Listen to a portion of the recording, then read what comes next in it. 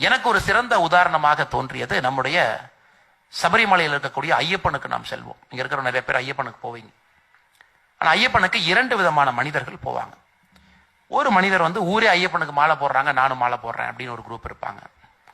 மாலை போட்டுட்டு எல்லாத்திட்டையும் சொல்லுவாங்க, இல்லை நான் விரதம் இருக்கேன். ஏன் விரதம் இருக்கீங்க? ஏன் தாடியை விட்டுருக்கீங்க? ஏன் ஷேவ் பண்ணீங்க? ஐயப்பன் கோயிலுக்கு போறேன் அப்படின்னு. அப்புறம் ஐயப்பன் கோயிலுக்கு போகும்போது காரில் உட்காந்து பார்த்தீங்கன்னா பாட்டெல்லாம் கேட்டுக்கிட்டு சிப்ஸ் பாக்கெட்டெல்லாம் வாங்கி வச்சுக்கிட்டு நம்முடைய ஆன்மீகம் வந்து இந்த அளவுக்கு மாறிவிட்டது என்பதற்காக ஒரு வருத்தத்தோடு பதிவு செய்கின்றேன். அது போல ஒருத்தர். ஆனா அந்த ஐயப்பன் கோயிலுக்கு விரதம் போவதே இந்த 10 குணங்களை உங்களுக்கு அவ்வப்போது ஞாபகப்படுத்துவதற்காக, வருடத்திற்கு ஒரு முறை ஞாபகப்படுத்தினா இந்த 10 குணங்களுமே உங்களுடைய வாழ்க்கையில் இருக்கும் என்பதற்காக அதை பார்ப்போம். அதனாலதான் நம்முடைய ஆன்மீகத்துல அந்த ஐயப்பன் கோயிலுக்கு போறது பாத்தீங்கன்னா எல்லாமே நம்முடைய ஆன்மீகத்துல ஒரு நம்பரா வச்சிருப்போம். 48 நாள் விரதம் இருக்க வேண்டும். 2 நெய் தேங்காய் எடுத்திருப்போம். அது யாருக்குமே தெரியாது. 48 காலம் ஏன் விரதம் இருக்கும்? முன்னோர்கள் விரதம் இருந்தாங்க. அதன் பின்பு என்னுடைய தந்தையார் விரதம் இருந்தார். இப்ப நானும் விரதம் இருக்கேன். 48 நாள் ஆச்சு. எதுக்குங்க 2 நெய் தேங்காய்? ஏன் 3 நெய் தேங்காய் இல்ல? அது இல்லைங்க, எல்லாமே 2 நெய் தேங்காய் தான் எடுத்துட்டு போகணும்னு சொல்லியிருக்காங்க. ஏன்னா என்னுடைய சாமியை சொல்லியிருக்காங்க. அதனால 2 நெய் தேங்காய். இப்ப விஞ்ஞானத்துல இப்ப நாம சொல்றோம், இந்த உச்சபட்சமான கலாச்சாரத்தினுடைய மாற்றத்துல விஞ்ஞானம் வந்த பிறகு ஒரு மனிதனுடைய செல், அந்த செல் உங்களுக்கு ஒரு நாளைக்கு நீ உட்கார்ந்திருக்கும் பொழுது உங்களுடைய செல் அழிந்து கொண்டிருக்கிறது. புது செல் உங்க உடம்புல உருவாயிட்டு இருக்கு. அது 48 நாள் ஒரு மண்டலம் முழுமையாக முடிவடையும் பொழுது உங்க உடம்புல இருக்கக்கூடிய எல்லா செல்லுக்களுமே அழிந்து 48 நாளுக்கு ஒரு முறை புதிய செல்கள் உங்க உடம்புல வருது. 48 days ஒரு செல் ரீஜெனரேஷன். அப்ப 48 அந்த மண்டல காலத்திலே ஒரு வேலையை முழுமையாக நாம் செய்யும் பொழுது 48 நாள் அந்த குழந்தைய வந்து இந்த வேலையை நீ செய்யணும்.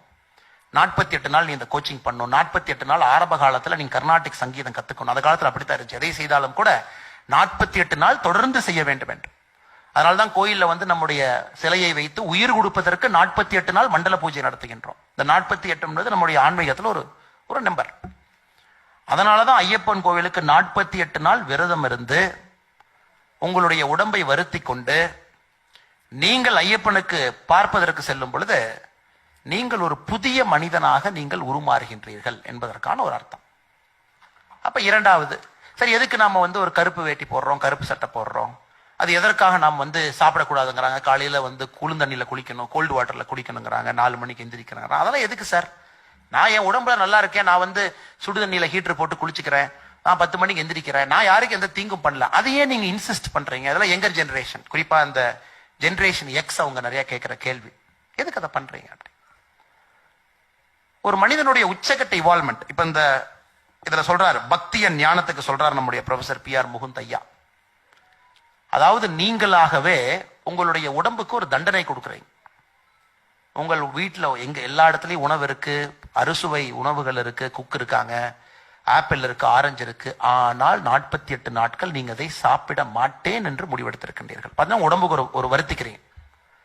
பஞ்சு மெத்தை இருக்கு, ஆனா மெத்தையின் மீது படுக்க மாட்டேன், கீழே பாய போட்டு தரையில தான் படுப்பங்கிறீங்க. பணம் இருக்கு, எந்த மாதிரியான செப்பல் வாங்கலாங்கிறீங்க, ஆனா செப்பல் போடாம 48 நாள் நடந்து போவாங்கிறீங்க. இல்ல எங்கிட்ட பெரிய பெரிய பாத்ரூம் இருக்கு, டாய்லெட் இருக்கு, நான் ஹீட்டர் வாங்கிக்கலாங்கிறீங்க. ஆனா 48 நாள் நான் குளிர்ந்தண்ணில குளிச்சு என்னுடைய உடம்புக்கு ஒரு சின்ன ஒரு வருத்தத்தை கொடுத்து உண்மையான ஆன்ம நிலையை நோக்கி என்னுடைய உடம்பை கொண்டு செல்வதற்கு ஒரு பச்சை தண்ணீரிலே குளிப்பேன் நினைக்கிறீங்க. இதெல்லாம் பாத்தீங்கன்னா இருக்கு, ஆனா இல்ல. பக்தியில சொல்றாங்க டிட்டாச்ட் அட்டாச்மெண்ட். எல்லாமே இருக்கு, ஆனா அதுல ஒரு டிட்டாச்மெண்ட். இதை 48 நாட்கள் முழு நேரமாக செய்யும் பொழுது நீங்கள் ஒரு புதிய மனிதனாக மாறி உங்களுடைய அந்த உணர்வு, எண்ணம், அந்த ஆக்ரோஷம், ஈகோ, ஒரு மனிதன் இருக்கக்கூடிய பொறாமை, அதெல்லாம் வெளியே கொப்பளிச்சு 48 நாள் வெளியே தூக்கி போட்டுட்டு 2 நெய் தேங்காய் எடுத்து கட்டிக்கிட்டு கிளம்புறீங்க. 48வது நாள் காலையில சபரிமலையை நோக்கி பம்பையிலேயோ பெருவழி பாதையிலேயோ போகும் பொழுது எதற்கு அந்த 2 நெய் தேங்காய் வேணும்? அந்த 2 நெய் தேங்காயும் கூட உங்களுக்கு உணர்த்துவதற்காக. அந்த தேங்காயை உடைச்சு அதுக்குள்ள நெய்யை ஊத்தி அதை வந்து நீங்க எடுத்துட்டு போகும் பொழுது ஆண்டவன் உங்களுக்கு சொல்லுகின்றான், உன்னுடைய உடம்பு என்பது ஒரு சரீரம். அன்னமய கோஷா பேசும்பொழுது அவங்க சொன்னாங்க, சரீரான ஒரு வார்த்தையை பயன்படுத்தினாங்க. உன்னுடைய உடம்பு என்பது எந்த நேரத்திலும் கூட சுக்குநூறாக உடையப்பட்டு தூக்கி எறியக்கூடிய ஒரு பொருள். அதற்காகத்தான் அந்த தேங்காய். அந்த தேங்காவை ஐயப்பனை பார்ப்பதற்கு முன்னால் சுக்குநூறாக உடைத்து விட்டு நீ 12ஆம் படியில் ஏற வேண்டும் என்பதற்காக அந்த தேங்காவை கொண்டு போறேன். ஏன்னா உடம்பை பிரதிபலிக்கிறது. அந்த உடம்புக்குள்ள இருக்கிற நெய் எதுக்குங்க? நெய் என்பது உங்களுடைய ஆன்மா. ஐயப்பனை இந்த நெய்யை கொண்டு போய் நான் சுத்தப்படுத்தி ஐயப்பனுக்கு அந்த நெய்யை படைத்து விட்டு நெய்யை திரும்ப கொண்டு வரும் பொழுது என்னுடைய ஆன்மாவை சுத்தப்படுத்தி 48 நாட்கள் அந்த மண்டல விரதத்திலிருந்து ஒரு புதிய மனிதனாக வருகின்றேன். இதுல எங்க ஹிந்து வந்துச்சு? இதுல எங்க ஹிந்து ரிலீஜன் எங்க வந்துச்சு? ஹிந்து வாழ்வியல் முறை இதுல வந்திருக்கோ தவிர ரிலீஜன் வர. ரிலீஜன் என்பது கோட்பாடு. நீ ஒரு நாளைக்கு இத்தனை டைம் சாமி கும்பிடணும், இப்படித்தான் நீ வரணும், ஒரு நாள் வாரத்தில் இருக்கக்கூடிய ஒரு நாள் காலையில நீ வந்து யாரையோ பார்க்கணும், அவங்ககிட்ட போய் நீ பேசணும், அது கோட்பாடு.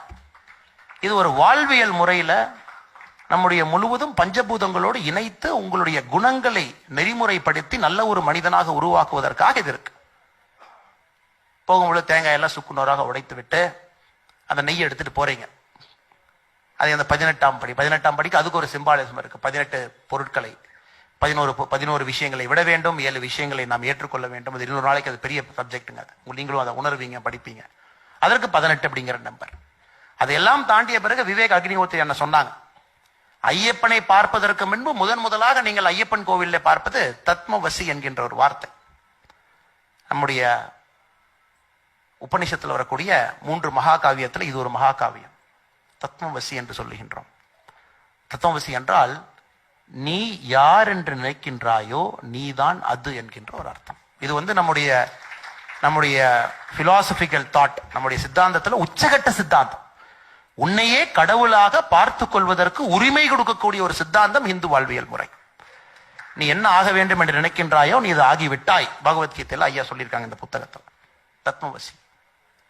அந்த தத்மவசி அப்படிங்கிற வார்த்தையை பார்த்துட்டு கொடிக்கம்பத்தில் சரியாக அது பதிந்திருக்கும். கொடிக்கம்பத்திற்கு பின்பு அதை பார்த்து விட்டு ஐயப்பனை பார்க்கும் பொழுது ஐயப்பன் என்ன சொல்லுகின்றான், உன்னை பார்ப்பதற்காக நான் இங்கே காத்திருக்கின்றோனோ தவிர என்னை பார்ப்பதற்காக நீ வரவில்லை.